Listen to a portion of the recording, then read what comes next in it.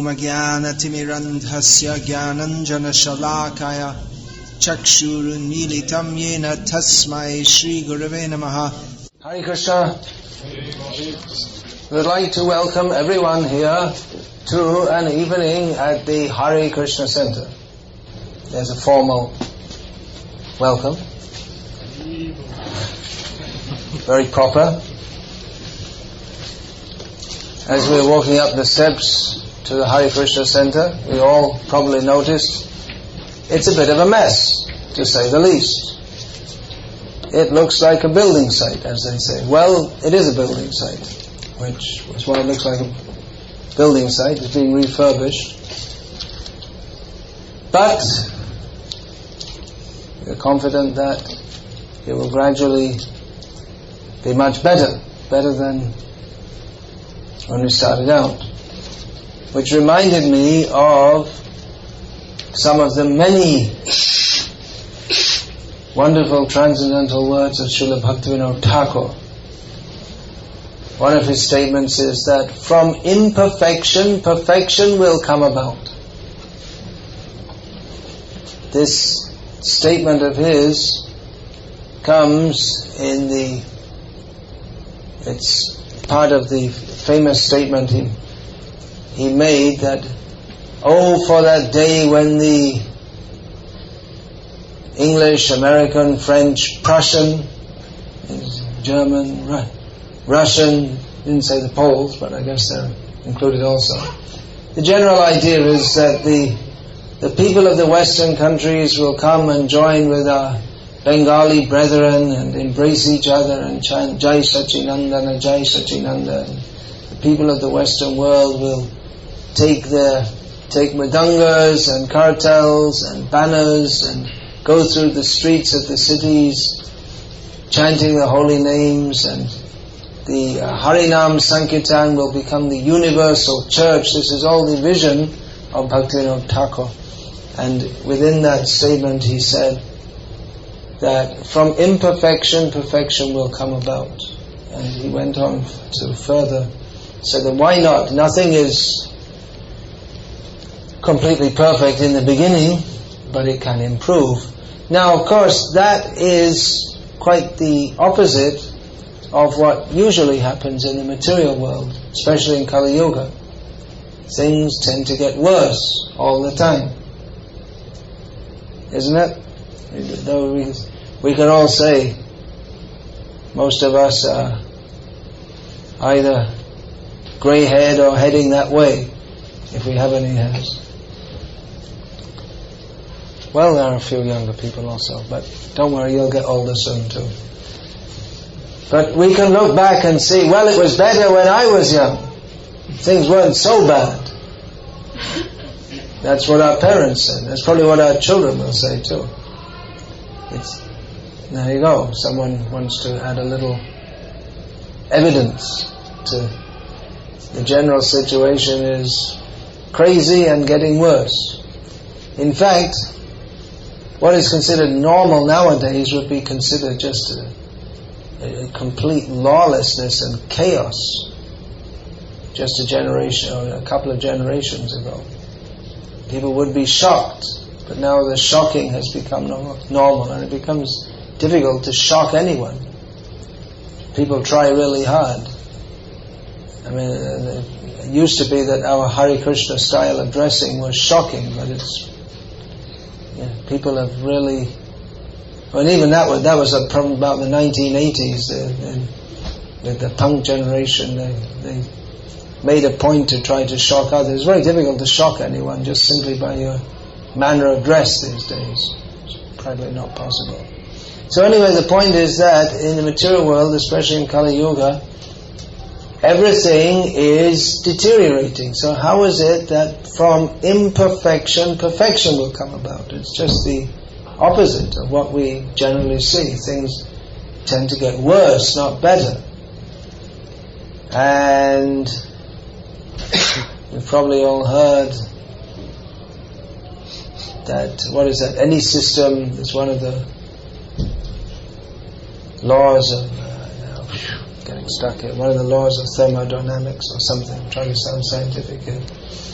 that any system left without control tends to chaos.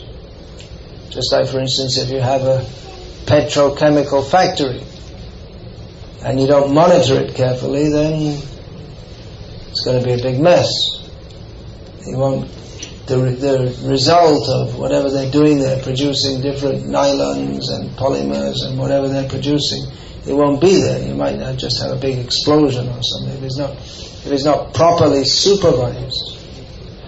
Or even in the state, if the police aren't going around the streets, then the thieves and rogues will flourish. Sometimes in America the police went on strike, or in New Orleans there was the city, the breakdown. The city was flooded, and there's breakdown of law and order, and whenever the police go on strike, as soon as that news is there, then immediately looting and wholesale, all kinds of crime takes place. That means that the criminals are being held in check by the Garda, as they're called here. So the tendency is there to be uncontrolled among people also. People want freedom, but they say we should have freedom, they value freedom, but freedom also means that there's more disturbance in society, because the idea is that there's an idea that people should have freedom, but that's based on the idea that people are responsible, but then so many people are irresponsible and they misuse that freedom. So one of the results of having such a free society that we have nowadays is that people, they're so free that they have to go to sleep with a multiple locking system and security and alarms, and because, well, where's the freedom? Their house is like their own prison that they're locked into, and they won't open the door to anyone, they're afraid to do it. So in some countries they prefer strictness, actually. It's like in Russia, they voted to have they want to have a strict, heavy government, because then there's more law and order. And that's another example. As soon as the really heavy communist regime broke down in Russia, immediately the Russian mafia came up, and it didn't take long to get organized. You're from Russia? Slovakia. Yeah, well, they're all in Czech. The Czech Republic is run by the Russian mafia. They run, everything. So they came and they spread out all over the world, and so anyway, the main point I'm talking about here is not freedom, but how in the material world everything deteriorates. There's no perfection to start off with, and things get worse anyway. And that we see always. There was so many empires, and they're so powerful, and they looked invincible, and the sun never sets on the British Empire. There used to be a saying. Prabhupada, he came to London and said, how is it that the sun never sets on the British Empire, then it never shines in London? Prabhupada said that. It's always to the point. But then there was the Cold War between more or less America and America's allies, and Russia and Russia's allies, I guess you could call them, as like forced to be allies. And then that all broke down, and America became the single power in the world, and now they're going down. It's inevitable. America had great days, just lasted for a few years, and now they're on the way down. Who's coming up? I don't know. Who can say? Maybe it's Iraq, you never know. Iran, Iraq, who can say? Maybe it's India, they're saying, the world's great superpower. Who knows? Who cares? Anyway, the point is that everything tends to go down. Even if something comes up in this world, it goes down again. So what is this Bhaktivinoda Thakur saying, that from imperfection, perfection will come about?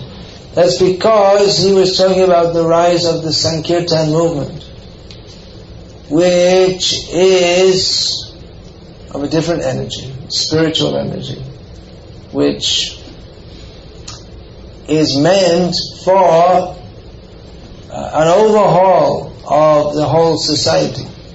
Actually a revolution. The word revolution was popular in the Western world, a trendy word in the 60s, 70s. Beatles made a song talking about a revolution, well, you know. So it was a popular word, But that word is used in the Srimad Bhagavatam. Tadvag visargo janataga viplavaha. Viplavaha means revolution. And it's specifically stated therein that it's talking about the Srimad Bhagavatam itself, which is meant for creating a revolution in the impious lives of a misdirected population. And it's predicted in Brahma Vaivarta Purana that within this very dark Kali Yuga there will be a golden age when by Sankirtan and discussion of Srimad Bhagavatam people will become civilized for a start and God realized. So we see in our own ISKCON society we were very idealistic and maybe naive about the prospects of Krishna. Well, Srila Prabhupada himself said that we can take over the world in 18 days of Krishna consciousness if we're ready, but we're not ready, obviously. But that is the possibility. It should happen. Once Giriraj Maharaj, he asked Srila Prabhupada, he often used to ask these very intelligent questions. So one of his questions is that Srila Prabhupada, we have the best philosophy, the best process, and the best spiritual mastery. So why is it that we have so many problems? Everything we have is a perfect philosophy, perfect process, perfect spiritual mastery. Srila Prabhupada's reply was, any guesses? Anyone know?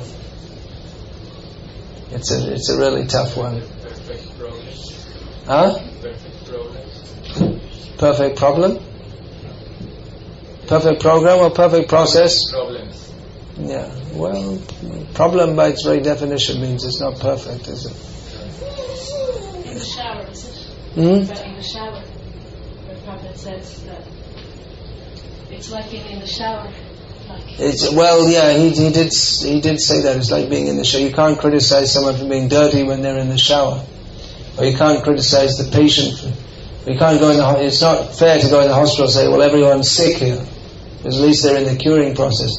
Prabhupada said that the reason is because the sannyasis and brahmacharis associate with the women too much.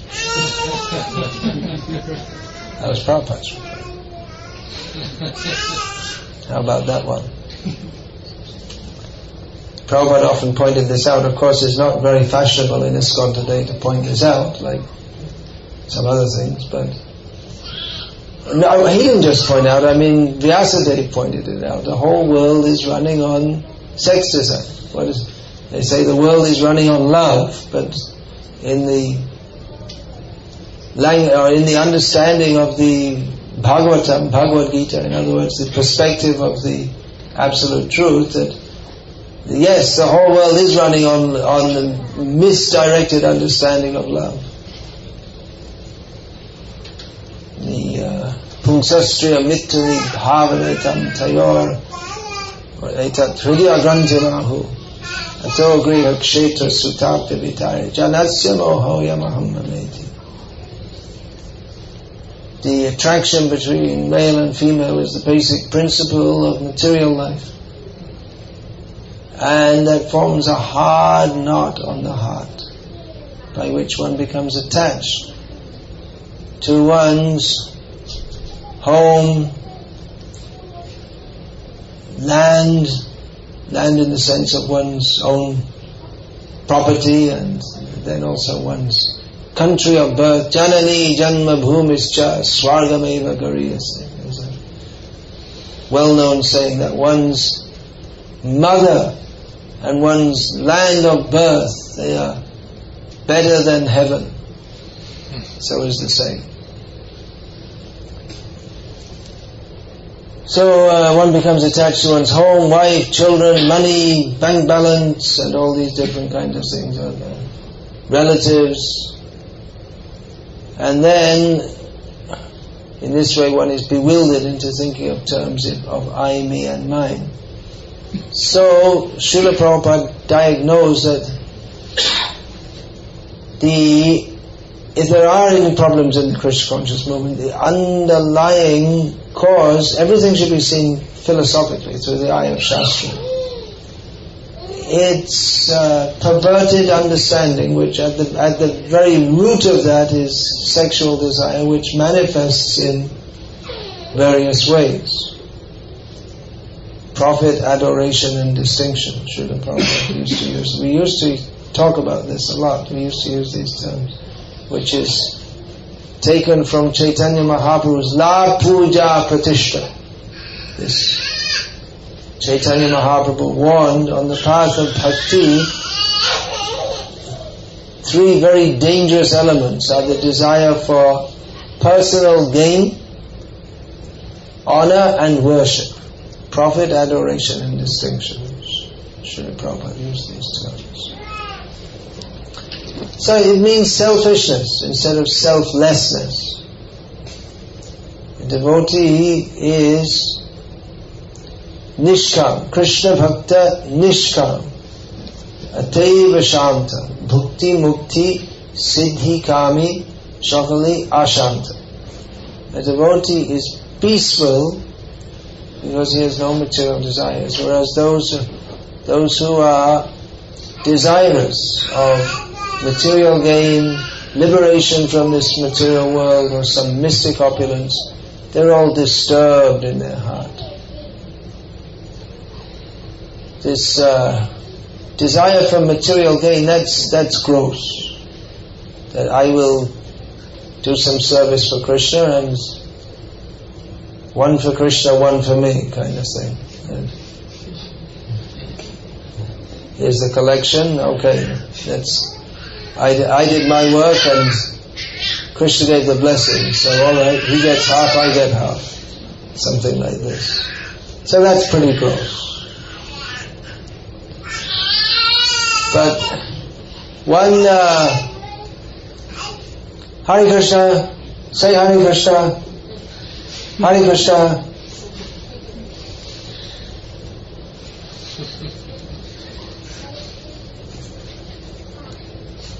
But the mukti, the desire for liberation, well, we don't see many devotees who want liberation, do we? We don't find many devotees saying that, well, I'm chanting Hare Krishna, but I want to merge into the impersonal Brahman. We don't find that. Although there was, well, he's still there. He's in Puri now. There's one devotee. He's been in ISKCON for many, many years, and he's been doing very menial services. He was actually initiated in the Gauriya Mata. I think even before, maybe before ISKCON was even formed. He's very old now. He's been performing very menial services for many, many years, even though he's quite educated. But he said, I just want to serve the devotees because it's the easiest way to go to heaven. He's quite open about it. He says, I want to go to Swarga Loka. So all his life he served the devotees. But his idea is, I'll go to heaven by doing that.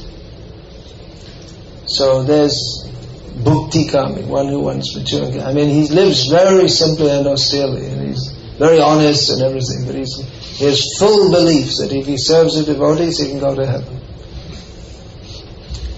But we don't find, we find anyone say, I want to go in the impersonal Brahman. No, we don't find that. But Hare Krishna. Hare Krishna Maharaj.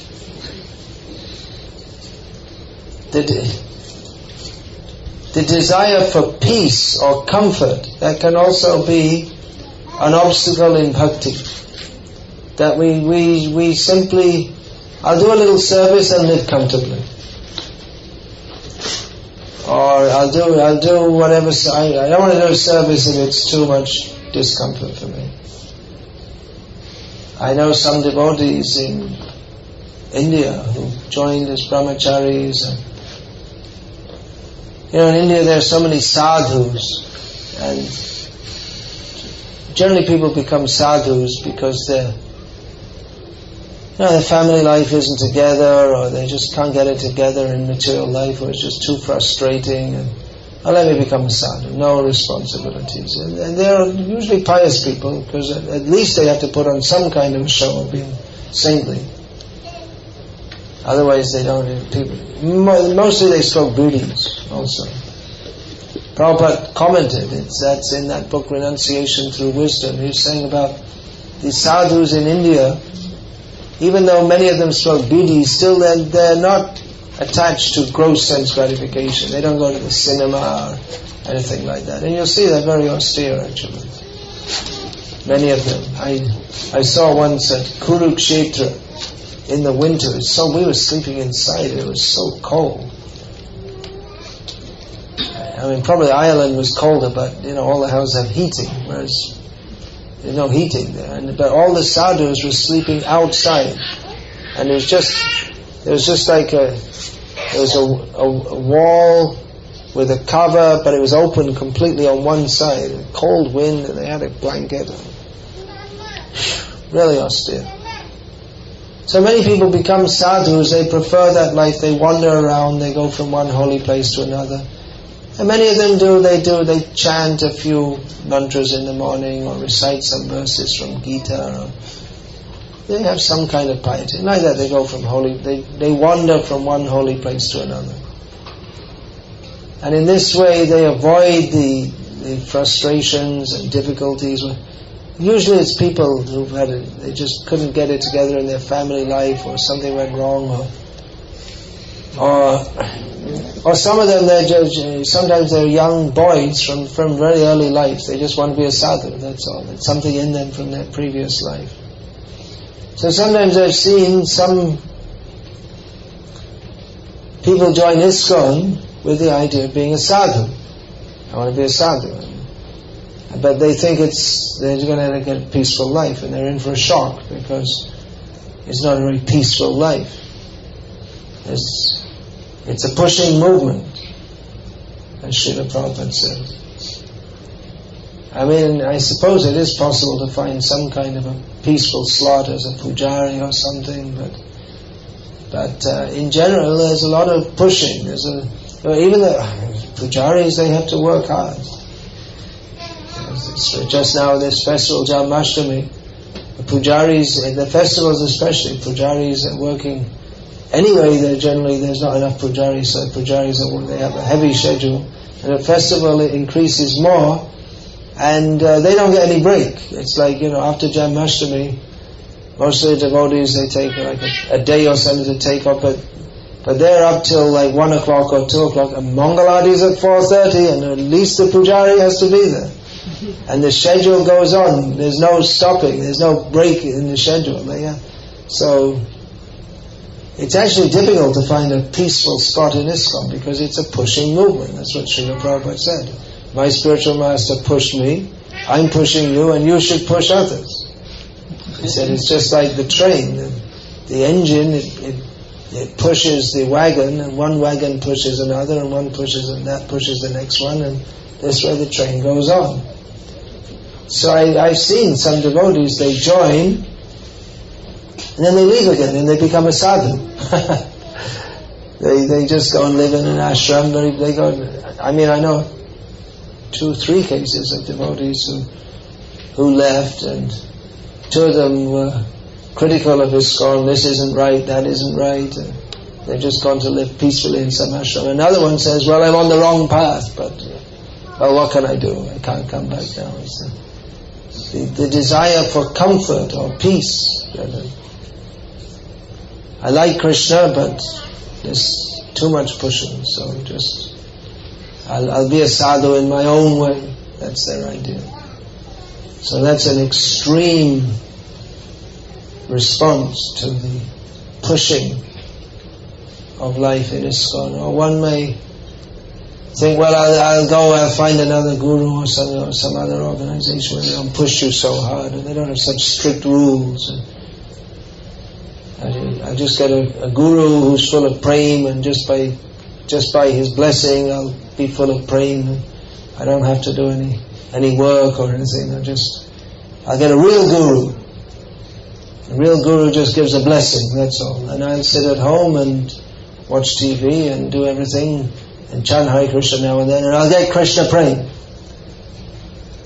Sometimes there's this, you have to get a premi guru. Well, you can get a guru who's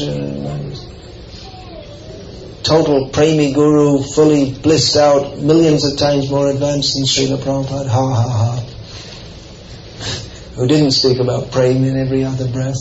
But still you have to do your own work. Even if Chaitanya Mahaprabhu directly is your own guru, you still have to do your own work of doing sadhana, controlling the senses and all these basic things. The example is there of Kala Krishnadas, who was personally traveling with Chaitanya Mahaprabhu and got into Maya because he didn't control his mind and senses.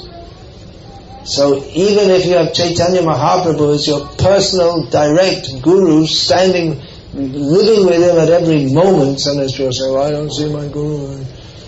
But even if you are with your guru, but everyone has to ultimately fly their own plane. Everyone has to do their own work. So that's one kind of cop-out, that just leave and go away. But even within devotional service, that desire for mukti can subtly manifest as the desire to just keep it easy, keep it comfortable, do as little as possible, and try to find shortcuts. We find that in material life also. That some people have given, even if they're paid by a company to do a job, they'll do it in as minimal a way as possible. They just do exactly what they're paid for, and they'll do less if they can get away with it. They have no sense of pride in doing the job. I should try and do it well. No sense of commitment. Just I want to get the most for the least. So often, that's really the attitude, isn't it? And some devotees, they want to, they think, well, I'll just go to Radha Kund and I don't really have to do anything or work hard. And it's like the idea, you get the most for the least. You don't do anything and you still want to get more than anyone else. But as Srila Prabhupada noted, advancement in Krishna consciousness depends on the attitude of the performer.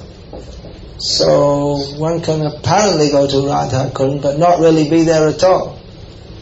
If one's attitude, because Radha means she who is the best worshipper. So one who has a mood of service, they can enter into Radha Kund, even if they don't physically go there.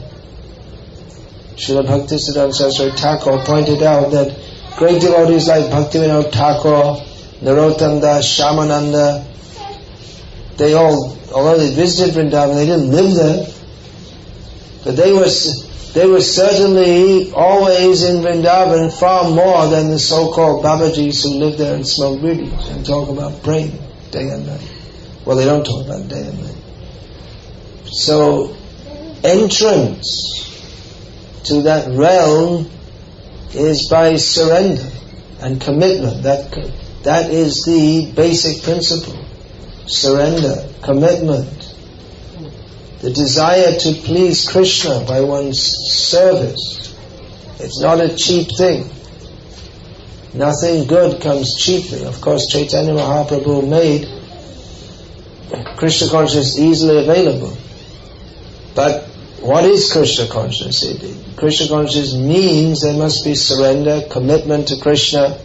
But that is the although Chaitanya Mahaprabhu is giving the opportunity to enter into that very easily, but still that there's no substitute for one's own commitment, surrender. So we find that Srila Prabhupada, he didn't use this word praying very much. It's because we'll find he used the word surrender more. He talked about controlling the mind and the senses and engaging in the service of Krishna, because this naturally leads to Krishna prema. It's not that Srila Prabhupada didn't speak of it, that is the goal of life, but as a practical Acharya, he gave us programs by which we could practically surrender to Krishna and engage ourselves in Krishna's service. And in this way, that automatically develops. There is a path. Ado shraddha tata sadhu sangha tato nartha nivriti set tato nishta ruchistata atha saktis tato bhava ato prema bhidanchiti sadha kanamayam premna prado bhave bhavet kramaha. The word is used kramaha, step by step, beginning with faith, then associating with devotees, then undergoing the activities of devotional service as outlined by Rupa Goswami himself. In the next day, that will lead to anartana vritti, the decline and overcoming of all the unwanted things in the heart. Then firmness in devotional service, taste, attachment, then bhav, the ecstasy that is the precursor or the stage before prema or full love of Krishna. So it's not such a cheap thing. It can be had very easily. So bhukti, mukti, siddhi, these desires, they are opposite to bhakti. Bhukti, this Rupa Goswami also says, Srila Rupa Goswami. Bhukti, what is this? Bhukti, mukti, pishachi, jabat. No, I'm forgetting. Pishachi, hridi, vartate. Bhukti, mukti, spriha, jabat. Pishachi hridi vartate tavat bhakti sukhasyatra katham abhyudayo bhavet. He gives the rhetorical question, how is it possible for the bliss of bhakti to arise in the heart of one whose heart is taken over by the witches of desire for material enjoyment and liberation? And I'm extending this mukti, the idea of mukti, to just living comfortably, not having to work very hard, not having to do very much, just take it easy. That's also a kind of desire for mukti, isn't it? Just get free from all your problems, take it easy. So that's the desire for mukti is to get free from all problems. But often we find devotees say, well, when I'm taken to Krishna consciousness, all the time people ask that the problems are increasing. I took up bhakti because I thought I'd be free from problems, but all my problems are increasing. Sometimes people go away, but if that happens, if they ask, I say, it's very good. It's a good sign. It shows that Krishna is giving his mercy to you by giving you problems. Then you have to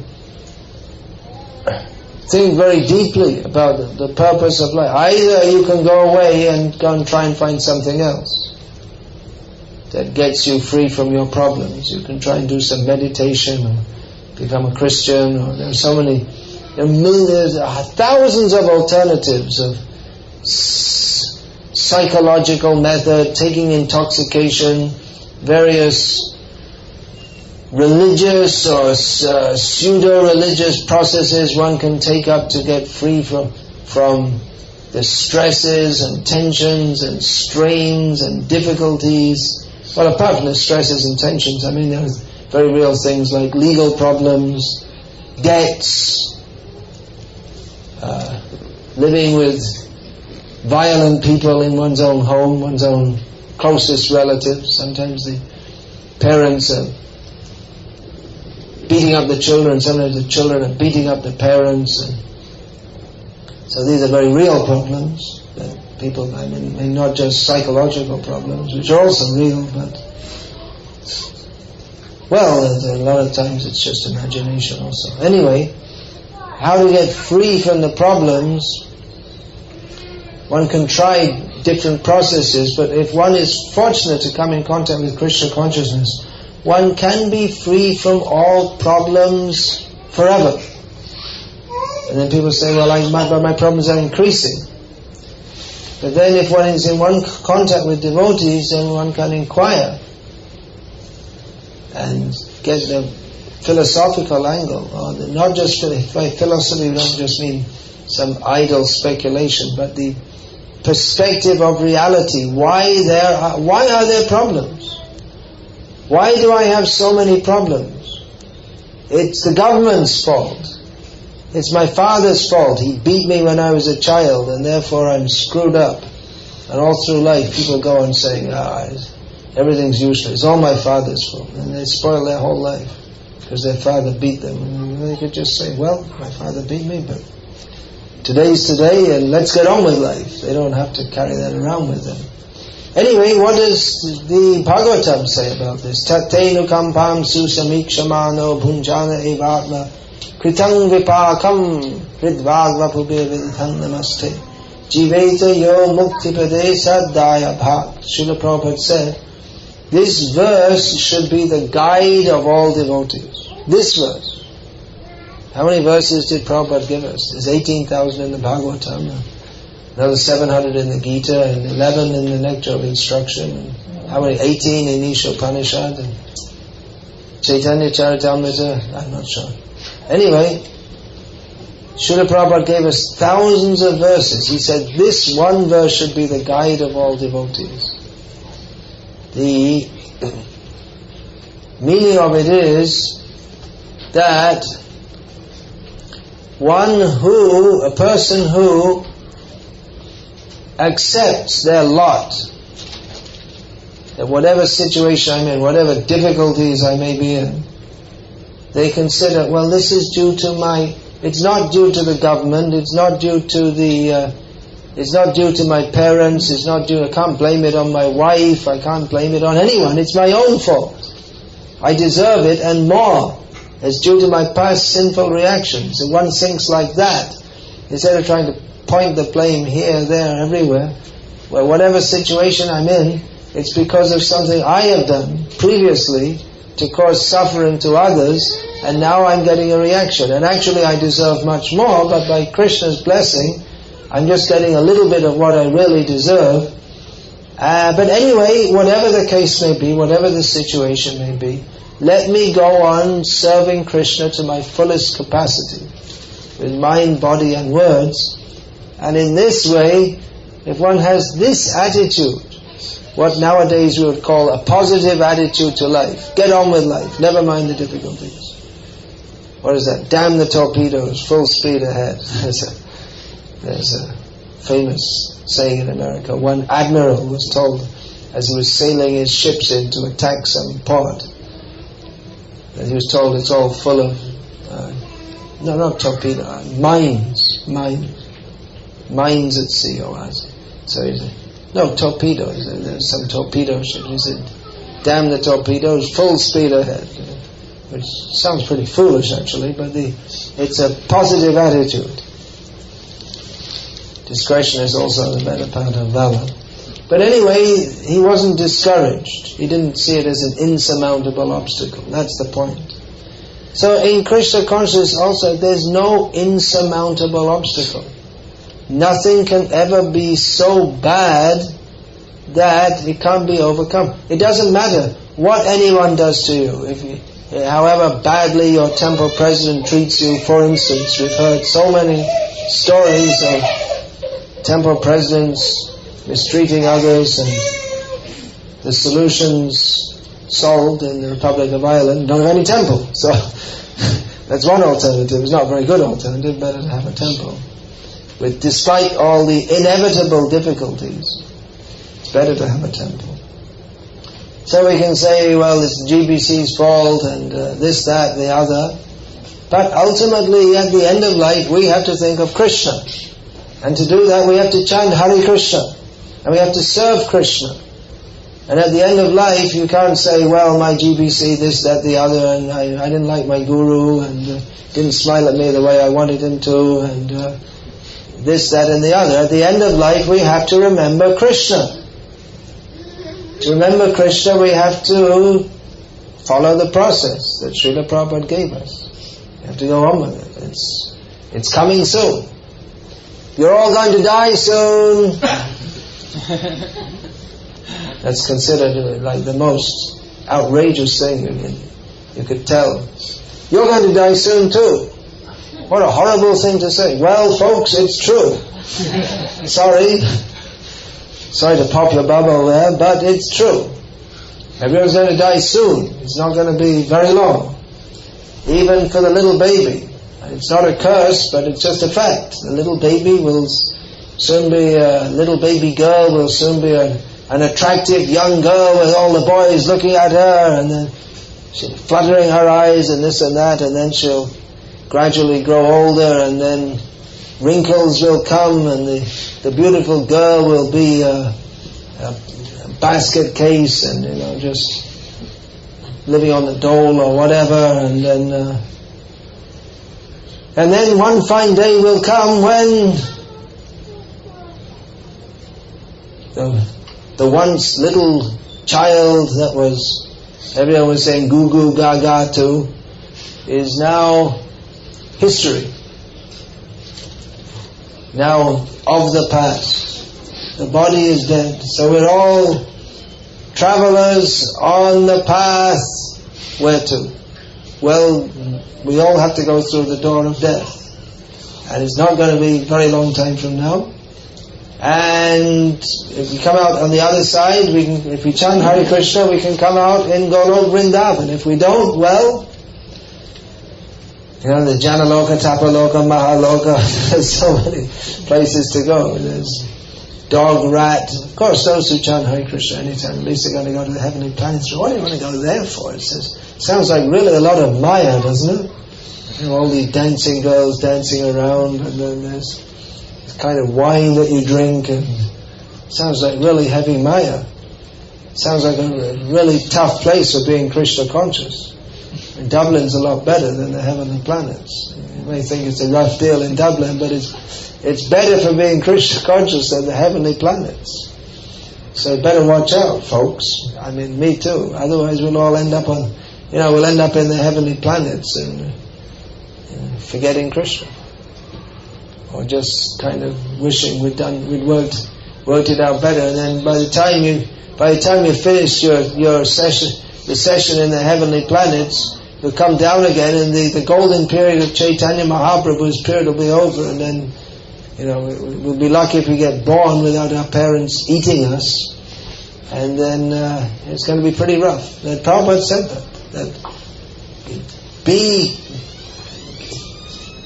be serious so we can go back to Godhead in this life, because if we have to come back again in this Kali Yuga, it's going to be really rough, really rough. So from imperfection, perfection should come about. We have a lot of work to do. People are forgetting Krishna. We have to start with ourselves, remembering Krishna. There's good scope, no doubt, for spreading Krishna consciousness. No doubt. The more Krishna consciousness is preached, the greater opportunity, the more the situation for preaching Krishna consciousness improves. So Bhaktivinoda Thakur's vision will come to be, but not by mukti, bhukti, siddhi, kam, not by the desires for material enjoyment, sense gratification, comfort, liberation, become a mystic yogi, all these things. Chaitanya Mahaprabhu's movement cannot be spread or established by...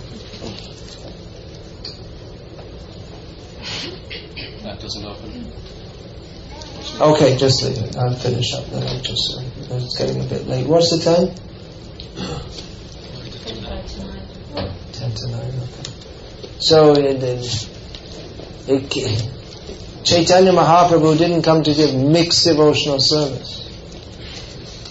For those who have the spirit of living for Krishna, giving their lives for Krishna, they can implant that spirit to others. And that is the spirit that will make the revolution of Krishna consciousness in the world. Of course, I'm preaching a bit to the choir here because there are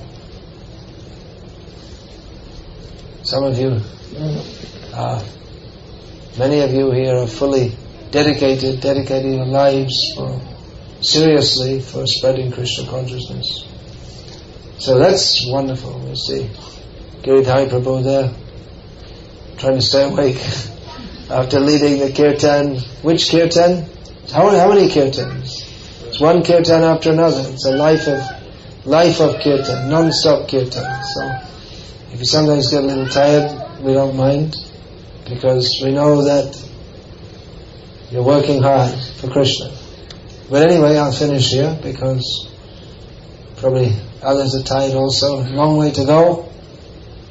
All the way back to where? County what? County Galway somewhere? County Leitrim. It's quite a long drive at night. So anyway, Hare Krishna, thank you for coming, and please bless me that I may sometime come out of my imperfection, come to the path of perfection. It's not easy. It's easy to have a big name, sannyasi, and sit on a big seat and have everyone praise you and this and that, but to actually clean the heart is a lot more difficult. And it's probably more difficult being a sannyasi, with all people telling, oh, you're so great and you're so pretty tough job. So anyway, please bless me that I can sometimes also come out of Maya and be Krishna conscious. So is there any question, please? Comments, protest? Yes, you always have very complex questions. I hope that your tenure in the garden has helped you to meditate on even more complex questions. Or maybe, yeah, okay. It's not so complex. Okay, well take the mic anyway. The point about desire for freedom from misery or suffering, isn't that also what Krishna, he appeals to that in one sense? Yeah. If you take this path, you will be free. Yeah, very good point. Thank you very much. I should have mentioned it in the class. Yeah, the desire to be free from suffering is also, that's a beginning in spiritual life. If one is content in the material world, then how will one get the impetus for spiritual life? Lord Krishna points out in Bhagavad Gita, Janma Mrityu Jara Vyadhi Dukkha Doshanu Darshanam.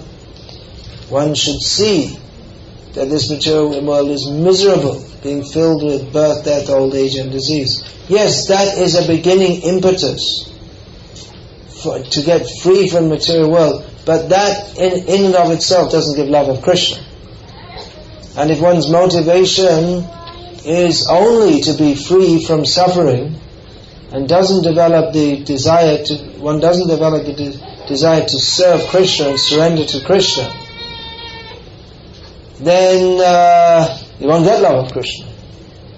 Because Yadrishi Shraddha Siddhi Bhavati Tadrishi. We get what we aim for. According to our faith, according to our Shraddha, we get that kind of siddhi or achievement. So yes, it's a beginning. Look, this material world is miserable. We need to get out of it. How do we get out of it? By developing Krishna consciousness. What is Krishna consciousness? Surrender to Krishna without any personal desire, even the desire for liberation. So it may appear like a contradiction, But yes, it's a beginning to start examining this world and seeing how miserable it is. And what is the cause of that misery?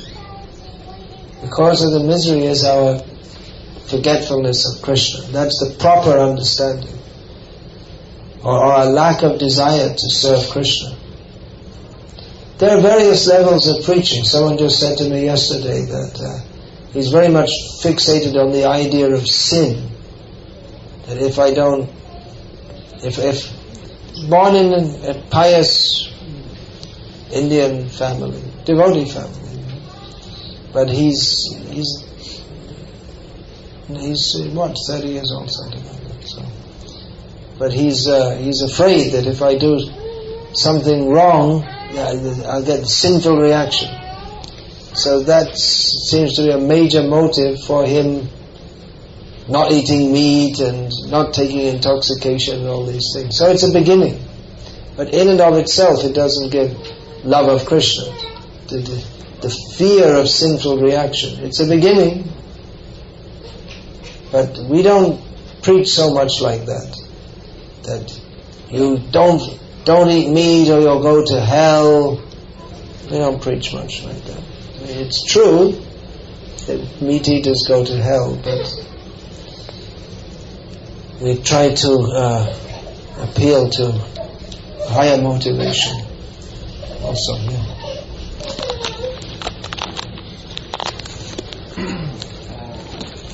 I was working in this summer in ecological farm. Please. In ecological farm I was working, and this farm has like a yoga center and many seminars. People go there to do yoga, and then it came a group of one enlightenment person. He was a kind of spiritual. Kind of spiritual, yeah. Enlightenment. So my first reaction, because I'm trying to be Hare Krishna, I was, I'm going to smash that person, because I didn't like the idea at all that somebody's called himself enlightened. But then I met him, and he was a young person, very simple, and he was an ex-Hare Krishna, so he can speak my own language, like Haribol Prabhu, Ogre Srila Prabhupada. Anyway, and he asked me to do some bhajans for his group, his students, and do a little explanation of the philosophy. But my question is that after talking with him, nothing philosophical, I was feeling very positive, very good, and all the students, they say the same, that everyone who talks with this person, they feel very peace inside. So I was thinking, how is possible, because a person can give that kind of peace or maybe some energy or prana, I don't know. Yeah.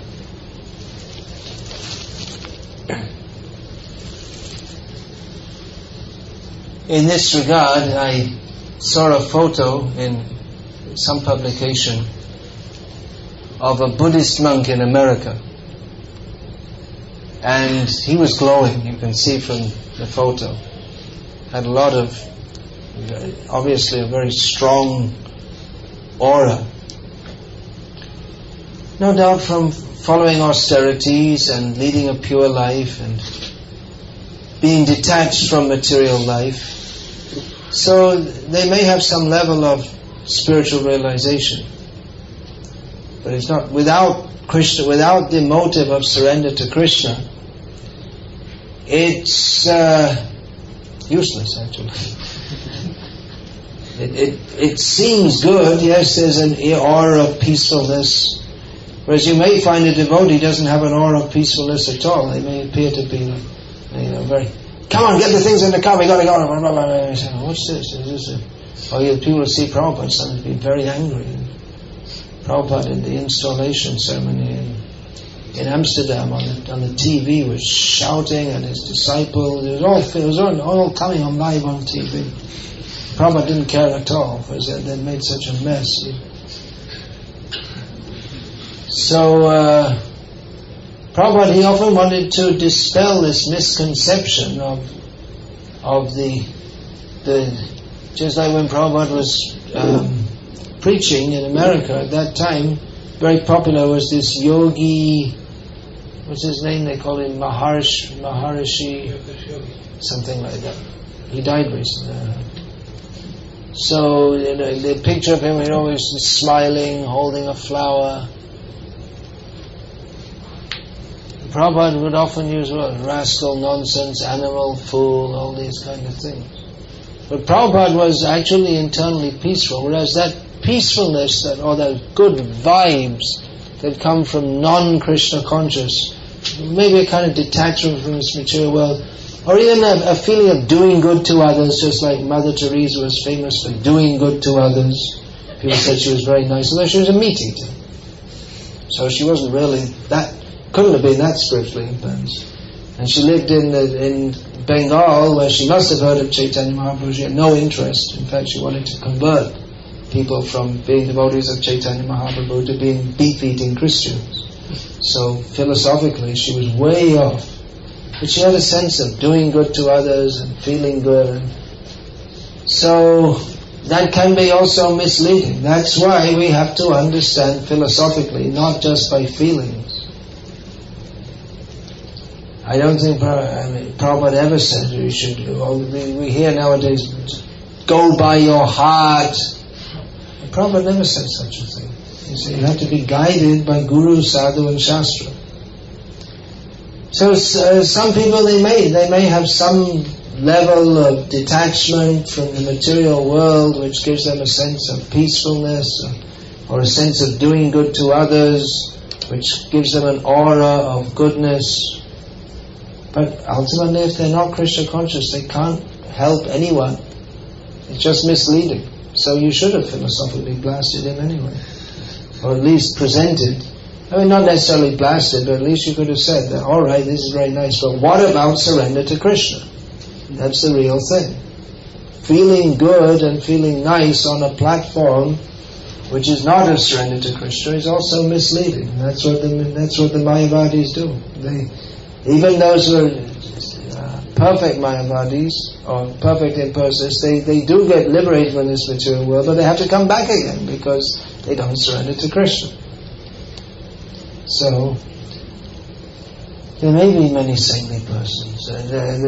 Definitely, I was talking about sadhus. Some sadhus they're genuine sadhus. And one of the most famous sadhus of the 20th century in India was this Chandrasekharendran Saraswati, the Shankaracharya of Kanchi. He died, he was over 100 years old. He died about 15 years ago. He was a genuine sadhu.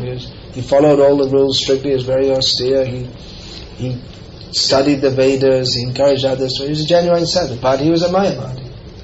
So, actually he was somewhat of a devotee also, but basically he was a Mayavadi. So, I mean, even a neophyte devotee in our society who's trying to do a little book distribution, of course there's no such a neophyte thing to do book distribution. It's actually a very elevated platform.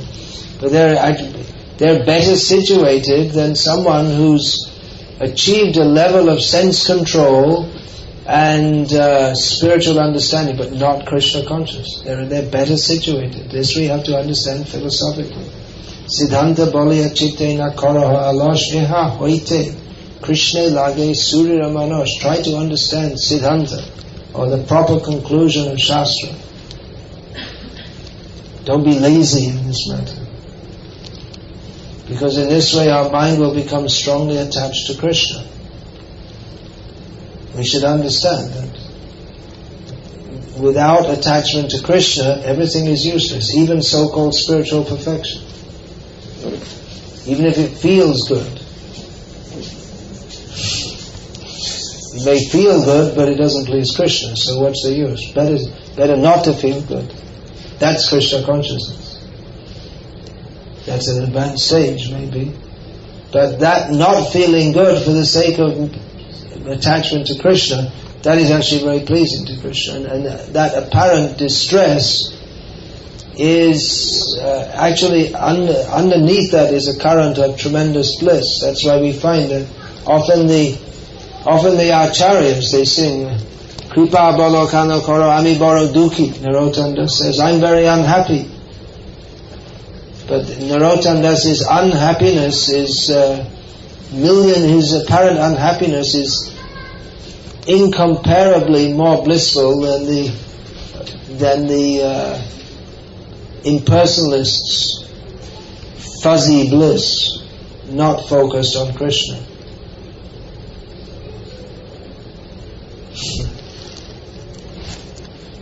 So don't get carried away by all these feel-good vibes.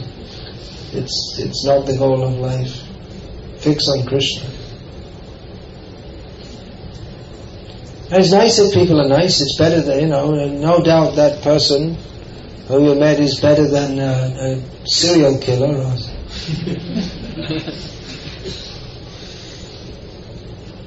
Of course, serial killers are considered really evil people, but then during the course of this class, how many hundreds and thousands of animals have been serially slaughtered throughout the world? So serial killing it's a part of our culture, of the culture of the world. They've rationalized that killing animals is all right and killing human beings isn't. And you can also kill human beings as long as they're in the womb. Once they come out, you shouldn't kill them. But before that, it's okay. So it's a really screwed up society. Right? Hare Nama, Hare Nama, Hare Nama, Eva Kevalam, Kalo Nasteva, Gatir Neta, and distribute Prabhupada's books also. And read them also. And understand them also. Otherwise, what are we going to preach? Please. Hare Krishna. Anything else? Yes. Please pass the mic. Back to Kalyani Devi Dasi. She who is giving real benefit to others.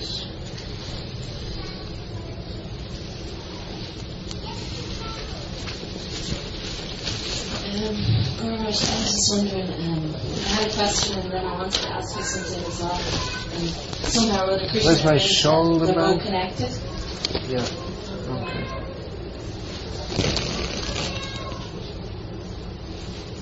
Ask Pancha now. Ask Pancha. Is there another bag there? You must have it. When do you know? No. All right. Please ask the question. I remember you telling a story a few times about when you were travelling with Prabhupada Swami and travelling Sankirtan, and that Prabhupada wrote you a letter, that Sankirtan group a letter. No, I wasn't traveling. I travelled with him in various parts of the world, but the letter was written before I even was allowed in the door of ISKCON. Yeah. Anyway, you can... I was trying to remember exactly what Prabhupada had said by engaging in this Sankirtan. Yeah, okay, so let me paraphrase it.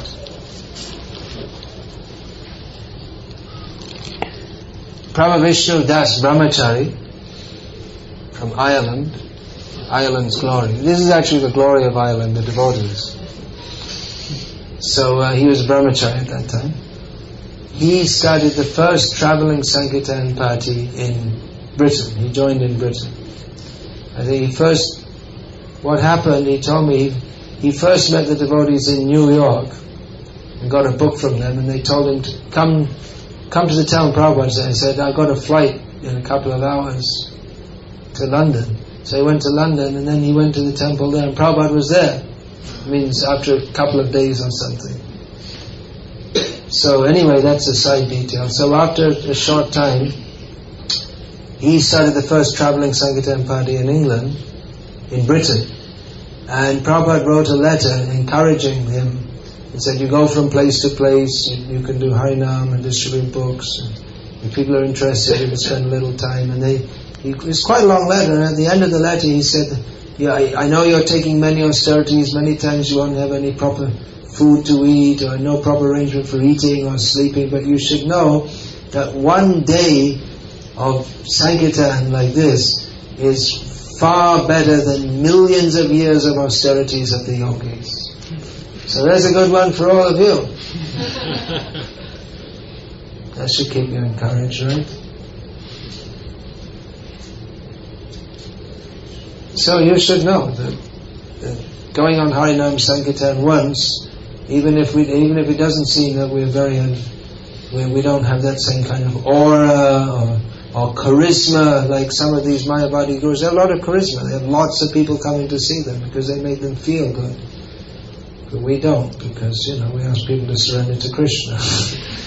But this going out on Sankirtan, distributing books, doing Harinam, Krishna is pleased. It's far more elevated. It's incomparable to all these bogus groups. They're actually just bogus.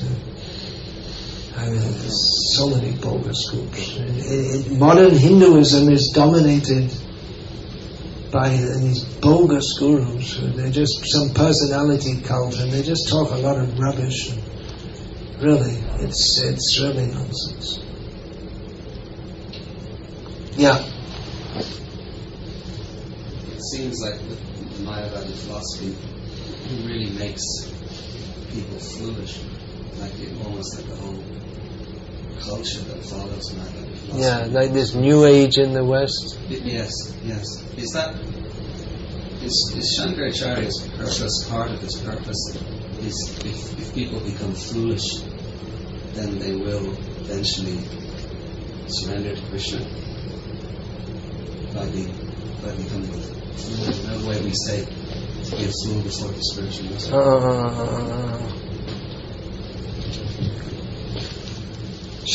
The Mayavad makes people foolish, and then one should be a fool before the spiritual master. But that's a different type of foolishness. One has to be intelligent to be Krishna conscious. The foolishness of Mayavad is to think oneself God.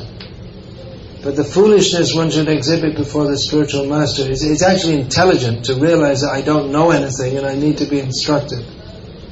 So that's beneficial foolishness. It's actually a sign of intelligence. Whereas the idea of thinking, well, I'm God, or I am the cosmic waves, or whatever they think, it's just completely nonsense, the most stupid thing. So there's a lot of difference. Shankaracharya, it said that, I remember when I first read that in the teachings of Lord Chaitanya, that one of his purposes was to increase the population. And then in the Chaitanya Charitamrita, Prabhupada wrote that even though the Mayavadis of Varanasi and the Buddhists of Sarnath, which is just close to Varanasi, is a Buddhist center, he said that although they follow all these rules and regulations and they're very strict, they're actually both the gross materialists. I couldn't understand that. If they're following austerely all these things, how are they gross materialists? But I got some realization of this when I spent some time in Thailand. And most people from the West who go to Thailand go there for gross sense gratification, because it's famous for that. So I spent some time there. Of course, I didn't go for sense gratification. I went to attempt to preach Krishna consciousness. It was very difficult because the culture is based on hardcore Buddhism. There's two main divisions of Buddhism. One is kind of almost theistic, and the other is stridently atheistic. The Theravada Buddhism. They deny any God or anything. They hate the idea of, if people say Buddha is God, they think that they don't like that at all. So anyway, but although they're theoretically they are Buddhists, but actually it's a country of gross sense gratification, which all kinds of things are eaten. To walk down the street is just such an austerity, because they're frying grasshoppers on the street, and live grasshoppers, a jar of live grasshoppers, and they turn it upside down in the walk. of hot oil and all kinds of things, snakes, rats, and what don't they, dogs, and what don't they eat. So and all all kinds of sex. It's a prostitution capital, and so it's a horrible place for devotees or their karmas like it. So anyway, the most popular food is pig, pork. So I asked a Thai woman once, don't you know in your next life by eating, so you're a Buddhist, so don't you know you'll have to become a pig? And she said yes. Aren't you afraid of them? She said, no, I'll be happy as a pig also. So what I understood is, have you got my shoulder back? Yeah, can you bring it? What I understood is that the goal of Buddhism or Mayavad is to simplify, it's just to become nothing. Or there's nothing to do. We don't become nothing, you are nothing. And anyway, everything's nothing, according to the Buddhists. Of course, there are a lot of philosophical argument among themselves over the nature of nothing, or how to be nothing. But basically, everything is nothing. So who wants to be nothing? Or you can merge and become some kind of cosmic oneness, but there's nothing to do. There's no love, there's no activity. So in either case, the goal is not very relishable. And the way to achieve it is also miserable. You have to do all these austerities over many lifetimes. So most people, if who take to that philosophy or who are born into it, they just say, well, I'll try it next lifetime. For now, let's get on with life and enjoy it. First I have to become disgusted with material life, and then I can become self-realized. So I'm going to work very hard in this life to become disgusted. But I'm going to work very hard to enjoy it, and then I'll become disgusted. So what actually happens is that they become gross sense enjoyers. That's the result. That's what actually happens. I think I'm going to finish now. Is that okay? Because it's late.